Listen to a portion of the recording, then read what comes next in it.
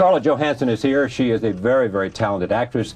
She has 2 new films. Lost in Translation is already in theaters. It stars Bill Murray and is directed by Sofia Coppola. Her other film is A Girl with a Pearl Earring. It is an adaptation of the best-selling novel by Tracy Chevalier, and here is the trailer for the film. Fit in all your work and do not slack, or it will be the worse for you. Get back to work. Coppers, boiler, sand and soap. You'll get used to it. Good morning, madam. Don't speak till you're spoken to. Yes, madam. Go in. Disturb nothing. Leave all just as it is. Sorry, sir. Stay. Your master is a fine painter, Griet. Look at that dress. You can almost stroke the satin. He had a vision. Look at the clouds. What color are they? No one saw as clearly as she. Yellow, blue, and grey.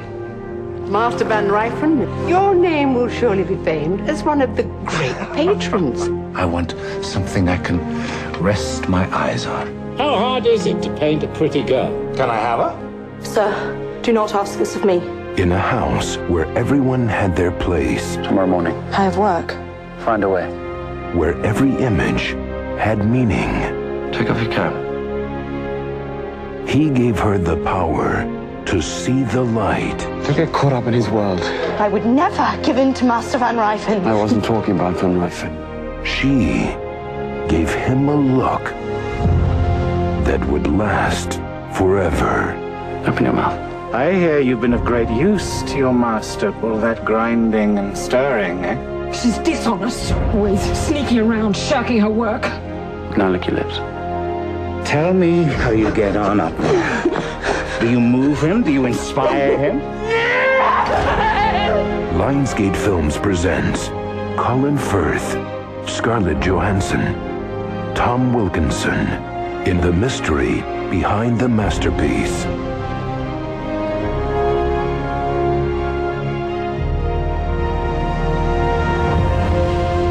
Girl with a Pearl Earring. He looked inside me. Pleased to welcome Scarlett Johansson to this table for the very first time. Welcome.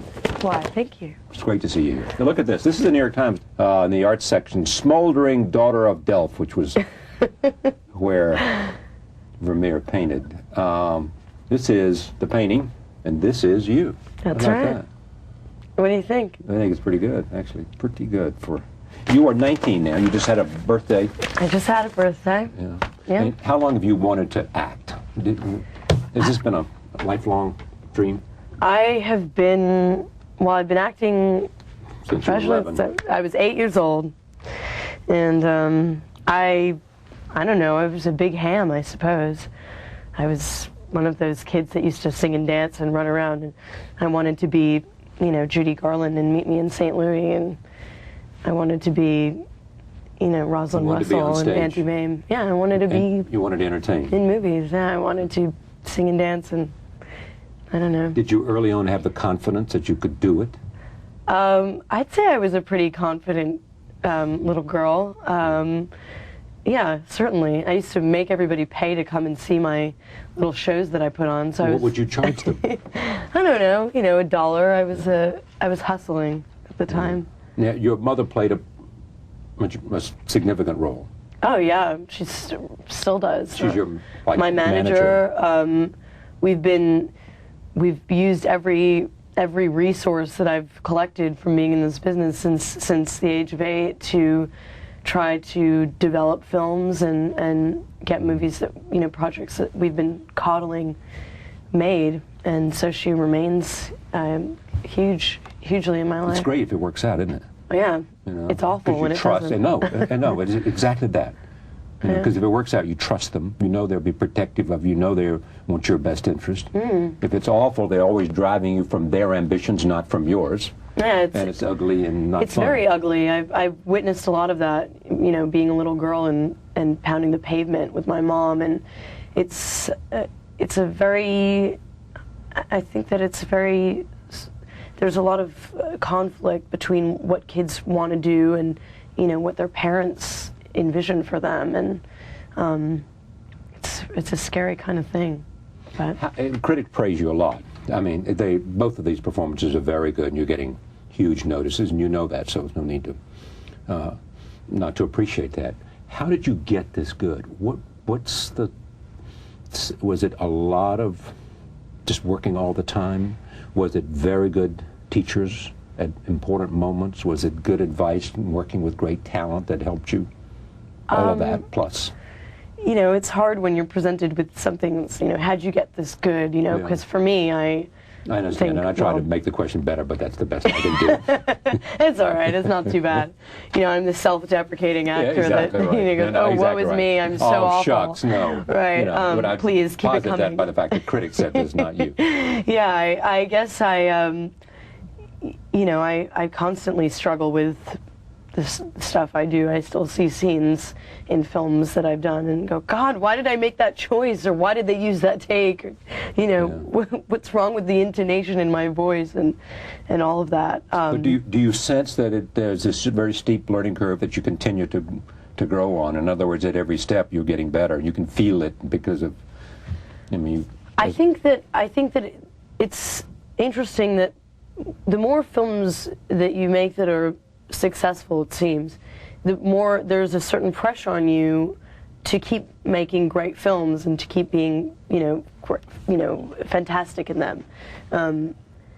That's a sort of scary thing. On the other hand, when you're just starting out, you want to be amazing and you want to get noticed, and it's a certain drive that you have. I think that there's a certain jaded quality that comes with success and recognition. So for me, of course, I'm constantly learning. Every experience I have working on and off set, but you know, I constantly struggle with whether I am becoming jaded or whether I'm able to step outside of what I'm doing and kind of have a look in. You know, that I think that tunnel of vision gets narrower and narrower, you know, the more and more you work. And I recently talked to Sean Penn about, he's got 2 new movies out, as you know, Mystic River on the one hand and 21 Grams, and they're both brilliant performances. And in the conversation, he just said, this was for 60 Minutes too, he said,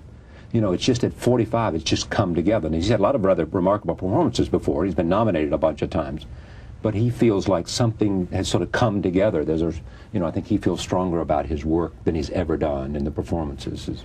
I think it's something that happens to you as you get older. I think you go through periods when you doubt very much what you're doing. And, or should be doing it, or should be doing something else. Right, right. And other periods, I suppose, when you know, when everything just seems to be, when you seem to know yourself really well. And I think with a job, you know, being an actor, it's a very strange sort of profession. You're manipulating your emotions all the time. It's very unnatural, going against the grain.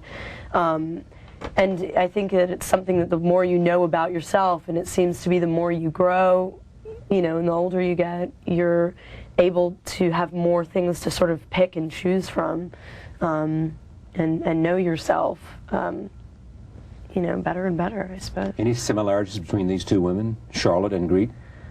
I think they're very different characters. I think that they're both, you know, unquestionably observant.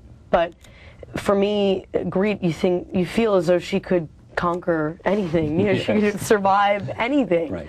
The plague, the household. Right. Griet being, if you haven't seen the movie, is the model for Vermeer. That's right. And Charlotte, I think, needs Bob Harris, who's played by Bill Murray in Lost in Translation. She needs him to help her get through her, you know, 24-year-old midlife crisis. You know, meaning her husband's always on the go, and she doesn't quite know where she fits in and what she's doing, and all of a sudden there's this guy at a hotel who's at the tail end of a career, so to speak, you know, and all of a sudden they find each other. They find each other, and they somehow, by the end of the film, although it's incredibly sad and bittersweet, and I still get very upset every time I see the ending because it makes me sad, I don't know why, but you feel as though they'll be okay somehow, that they found some familiarity in each other, and I think. You mean they helped? Whatever happens to them, they will be both benefit from the relationship that took place at a hotel in Tokyo. And they're somehow forever changed by it, I think.